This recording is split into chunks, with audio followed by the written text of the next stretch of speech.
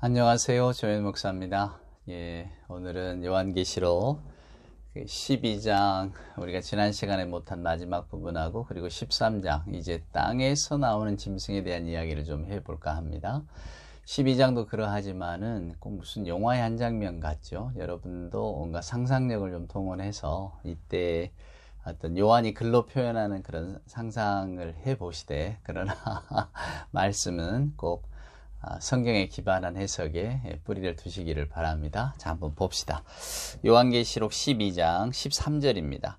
용이 자기가 땅으로 내쫓긴 것을 보고 남자를 낳은 여자를 박해하는지라. 그 여자가 큰 독수리 날개를 받아 광야 자기 곳으로 날아가 거기서 그 뱀의 낯을 피하여 한 떼와 두 떼와 반 떼를 양육받으며, 여자의 뒤에서 뱀이 그 입으로 물을 강같이 토하여 여자를 물에 떠내려가게 하려 하되, 땅이 여자를 도와 그 입을 벌려 용의 입에서 토한 강물을 삼키니, 용이 여자에게 분노하여 돌아가서 그 여자의 남은 자손 곧 하나님의 계명을 지키며 예수의 증거를 가진 자들과 더불어 싸우려고 바다 모래 위에 있더라. 자, 뭡니까? 또 이 용이 이제 여자를 해하려고 또 쫓아왔잖아요. 끝까지 쫓아왔습니다. 그런데 이 여자가 이제 피한 거죠. 막 물을 토해서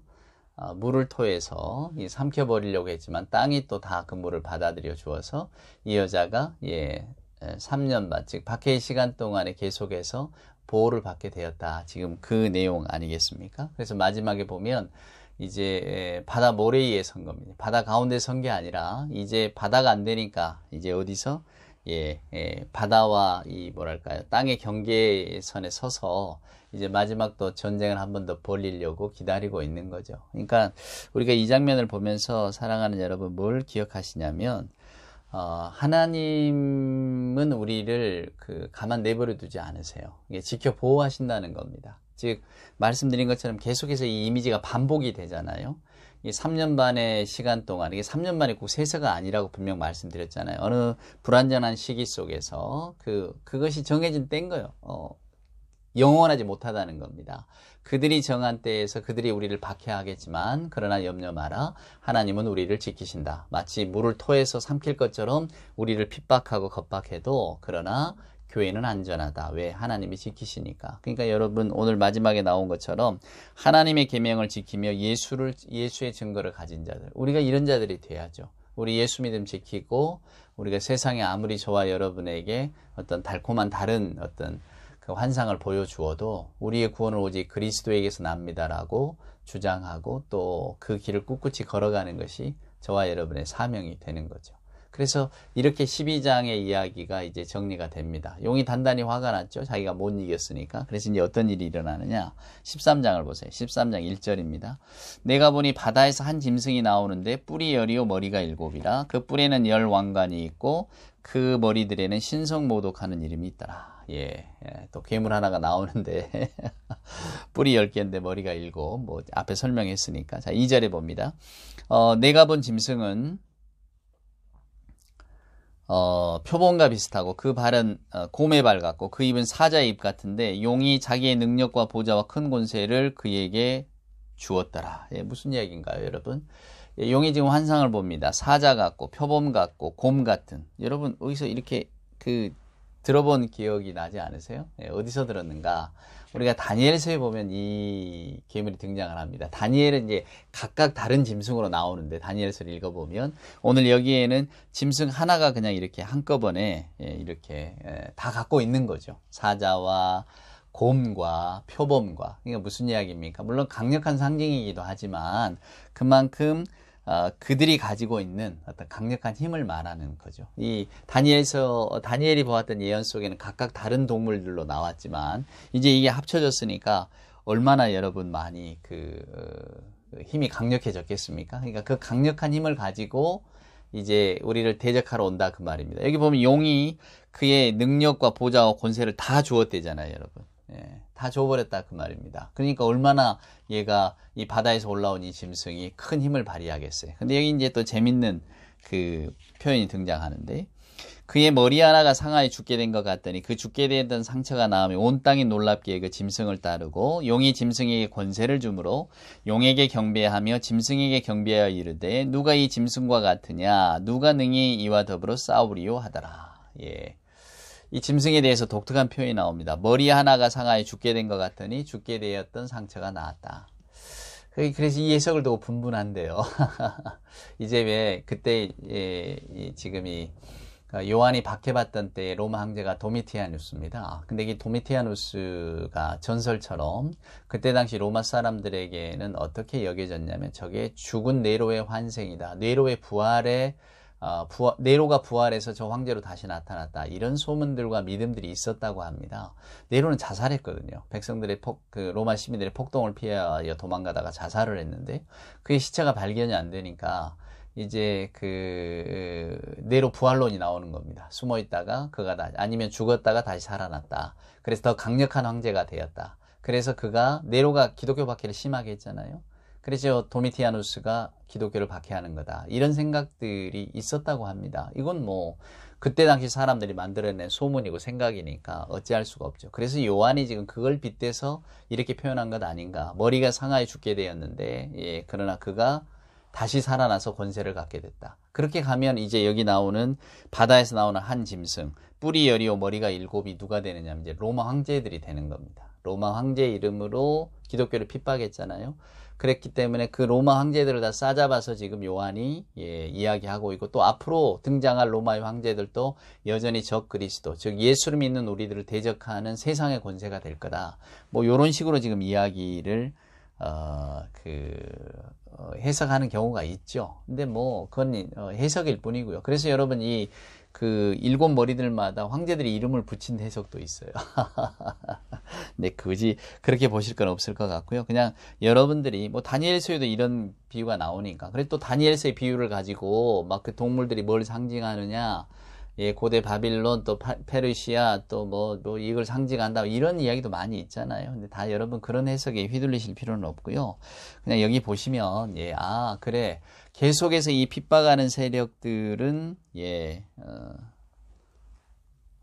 적 그리스도로 나타난다 이렇게 보시면 되겠습니다. 그가 세상의 권력을 갖고 큰 힘을 가지고 있고, 지금도 여러분 우리가 살아가는 세상 속에서 하나님을 믿는다, 우리는 하나님의 어떤 말씀과 그 다음에 그리스도의 말씀에 순종한다는 사람보다는 그렇지 않고, 또 세계 질서가 그렇게 흘러가잖아요. 여전히 강자의 논리, 또 힘 있는 사람, 힘 있는 나라 중심으로 흘러가는 것이고, 세상은 나눔과 어떤 협력보다는 일종의 독점과, 그리고 하여간 가진 자가 더 많이 갖는, 여러분 우리 자본주의 미래가 미국 아닙니까? 저는 그렇게 봅니다.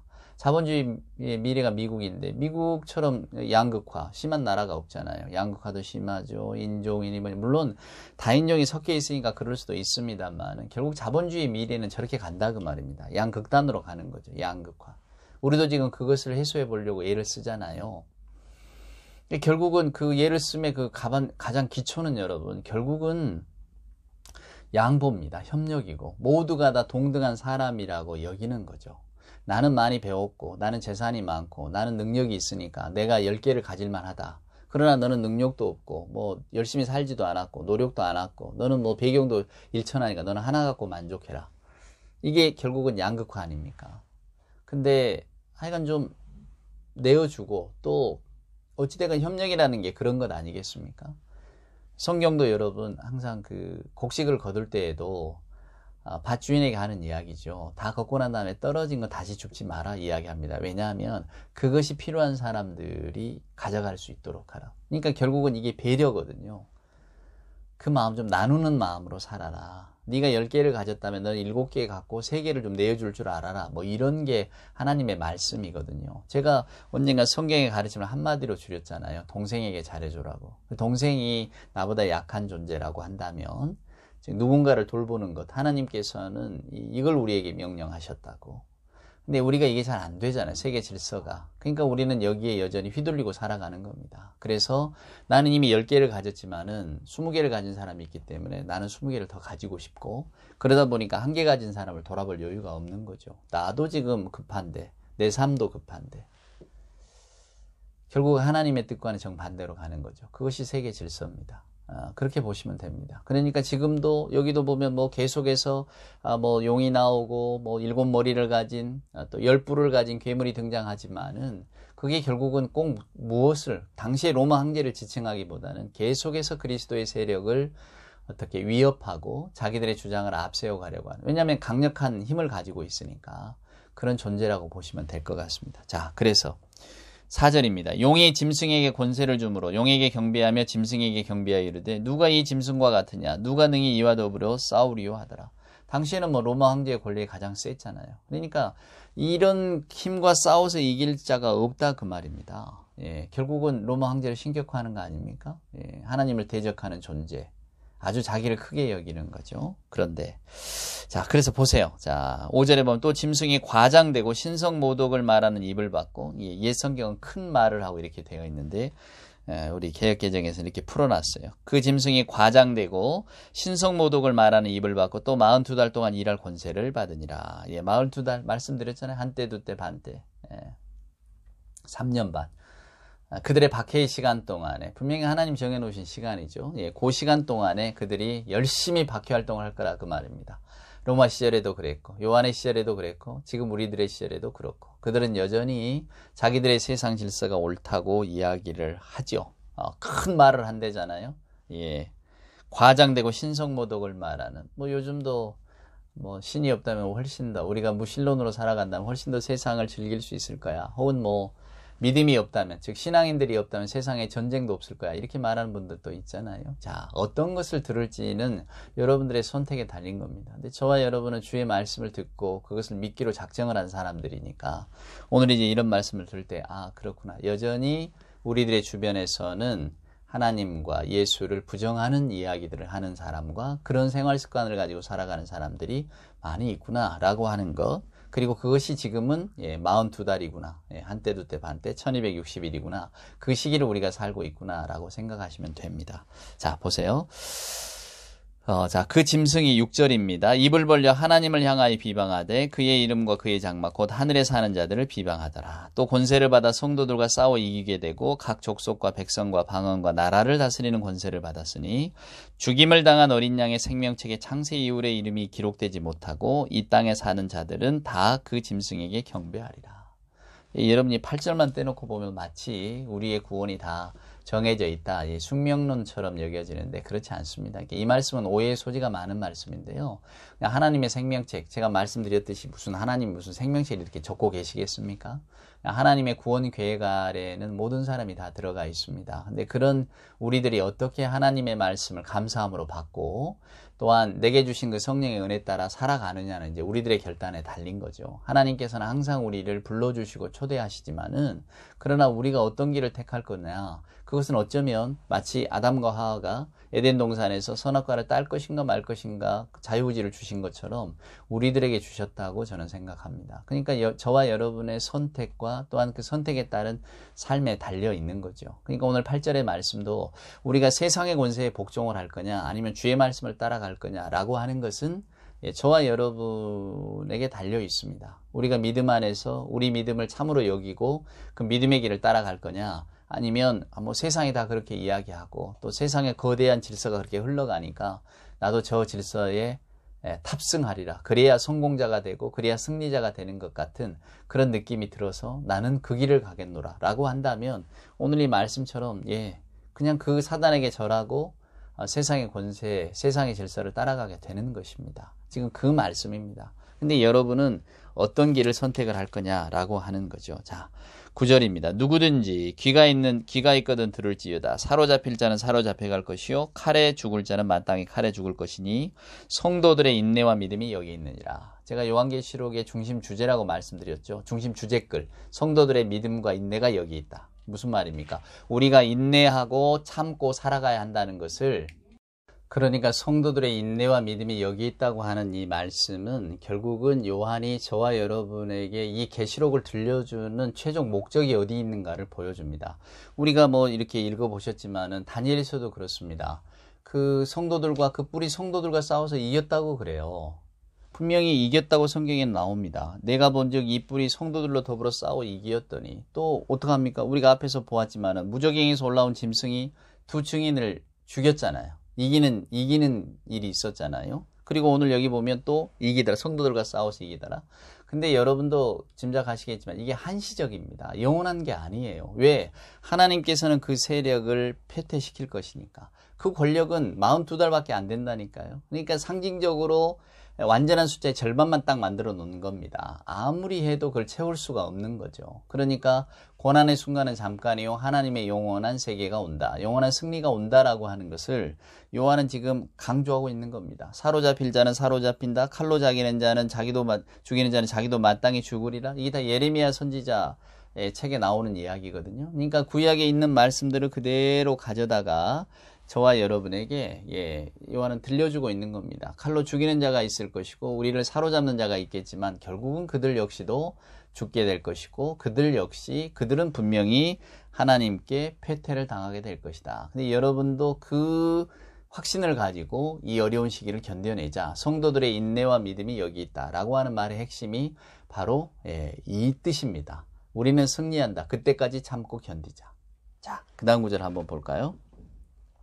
11절입니다. 내가 보매 또 다른 짐승이 땅에서 올라오니 어린 양같이 두 뿔이 있고 용처럼 말을 하더라. 또 다른 짐승이 하나 또 땅에서 올라옵니다. 아까 우리가 처음에 볼 때에는 바다에서 나왔잖아요. 그래서 구약의 외경에 보면 바다에서 나오는 그 악한 세력, 악한 짐승은 리워야단이요.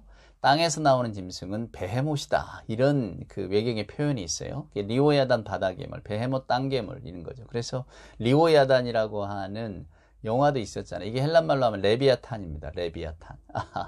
바닷속에 사는 괴물이라는 거죠.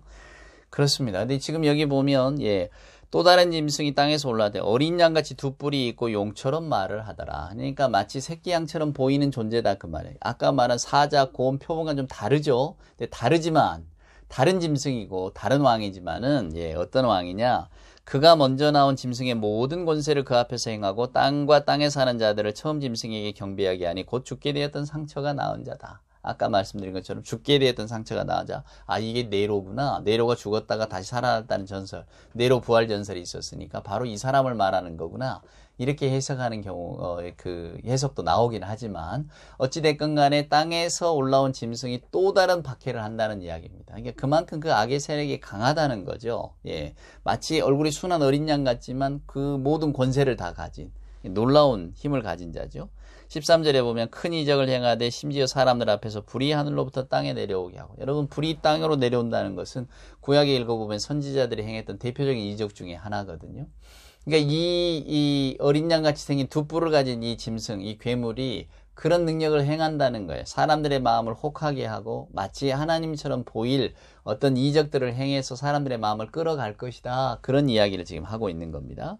14절입니다. 짐승 앞에서 받은 바 이적을 행함으로 땅에 거하는 자들을 미혹하며 땅에 거하는 자들에게 이르기를 칼에 상하였다가 살아난 짐승을 위하여 우상을 만들라 하더라. 그가 권세를 받아 그 짐승의 우상에게 생기를 주어 그 짐승의 우상으로 말하게 하고 또 짐승의 우상에 경배하지 아니하는 자는 몇이든지 다 죽이게 하더라. 그가 모든 자 곧 작은 자나 큰 자나 부자나 가난한 자나 자유인이나 종들에게 그 오른손이나 이마에 표를 받게 하고 누구든지 이 표를 가진 자 외에는 매매를 못하게 하니 이 표는 곧 짐승의 이름이나 그 이름의 수라. 지혜가 여기 있으니 총명한 자는 그 짐승의 수를 세어보라. 그것은 사람의 수니 그의 수는 666이더라. 이제 드디어 666이 등장했습니다. 이게 성경에 나오는 유일한 표현이거든요. 계시록에만 나옵니다. 666은 딴 데 안 나옵니다. 자, 그가 어떤 능력을 가졌답니까? 그 전에 바다에서 나온 짐승이 가졌던, 그러니까 하늘의 용이 가졌던 권세를 다 바다 짐승에게 줬고, 또 그 권세를 또 자기가 받았잖아요. 그러니까 똑같은 존재인 겁니다. 용, 바다 짐승, 지금 땅에서 올라온. 그런데, 죽었다가 다시 상처가 나서 살아난 그런 존재 같아서 하늘로부터 불이 내려오게 하고, 모든 사람들을 다 복종시키고, 또 중요한 단어, 표를 받게 하고. 그래서 여러분 예전에 다미선교회 이단인가? 하늘의 장막을 준비하라. 이장님 이단, 이제는 다 없어졌습니다만, 이게 표 받으면 안 되네. 바코드가 어쩌네. 이런 이야기 했잖아요. 짐승의 수라고. 이 666에 관한 숫자는 여러분 이게 뭐냐? 뭐 여러 가지 해석들이 많습니다. 근데 여기 성경에 나온 것처럼 지혜가 여기 있으니 총명한 자는 그 수를 세어보라. 우리가 알 수가 없어요. 단지 이제 뭐 7이 완전 숫자는 거기서 모자란 숫자니까 이게 사탄의 숫자다 이렇게 보기도 하고요. 게마트리아, 제가 늘 말씀드린 것처럼 히브리 어떤 십진법으로 따져서 이야기를 하면 각 그 알파벳마다 숫자가 있거든요. 뭐 이게 네로 황제를 조합하면 되느니 도미티아누스 황제를 이름을 다 합치면 666이 되니 뭐 이런 해석들이 많습니다. 심지어는 어떤 해석까지 나오느냐면요. 우리 영어 알파벳 A부터 Z까지 말입니다. Z까지를 숫자를 매기는 겁니다. A가 6이에요. B가 그 다음에 뭐게 10이고 C는 18이고 이게 6의 진법으로 올라가거든요. 근데 우리가 늘 쓰는 요즘 컴퓨터 없이는 못 살잖아요. 컴퓨터 시대잖아요. 컴퓨터 이렇게 해서 A가 12, B가 18, 12, A가 6, B가 12, 그 다음에 C가 뭐 18 이런 식으로 가면은 컴퓨터에 나오는 그 영어 단어 COM 이걸 다 합쳐서 그 C니까 그럼 이건 18이겠구나 이런 식으로 해서 다 더하면 660이 나와요. 그래서 이걸 가지고 또 666이 컴퓨터입니다. 또 이렇게 이야기하는 사람도 있어요. 하여간 뭐 별의별 해석이 다 있지만 우리는 지혜 있고 총명한 자는 세어보라 그랬는데 그 지혜는 아직 우리에게 없어서 666이 뭘 의미하는지 잘 모릅니다. 하지만 짐승의 숫자, 짐승의 세력 이런 것들이 그만큼 거대하다는 것을 저와 여러분에게 보여주고 있는 거죠. 그러니까 이게 소홀히 할 세력들이 아니다 그 말입니다. 그만큼 뭐 매매를 못하게 한다는 것은 결국은 경제활동, 살아가는 모든 활동들을 못하게 하는 거니까 인간의 삶의 가장 근본이 무너지는 거잖아요.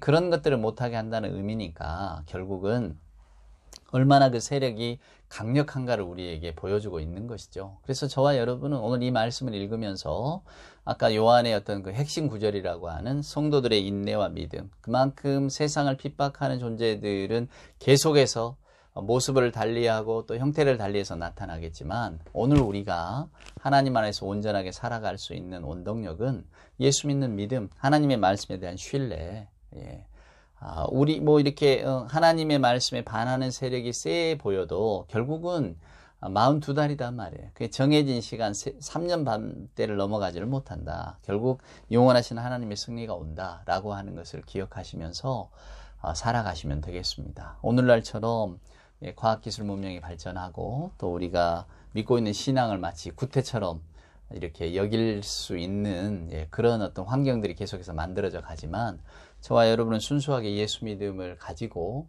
또 살아가야 하는 것이 성도들의 어떤 의무가 아니겠습니까? 그런 의미에서 우리가 지금 이 요한계시록을 읽고 있다고 볼 수 있겠죠. 아무쪼록 여러분 앞으로도 계속 하나님을 반대하는 세력, 예수를 그리스도라 고백하지 않고 예수 말고 다른 삶이 우리 삶을 구원할 거라고 이야기하는 뭐 정말로 많은 어떤 존재들이 등장을 할 겁니다. 그러나 그럼에도 불구하고 우리는 예수 신앙을 잘 지켜나갔으면 좋겠습니다. 오늘 하루도 주 안에서 평안하시기를 소원합니다.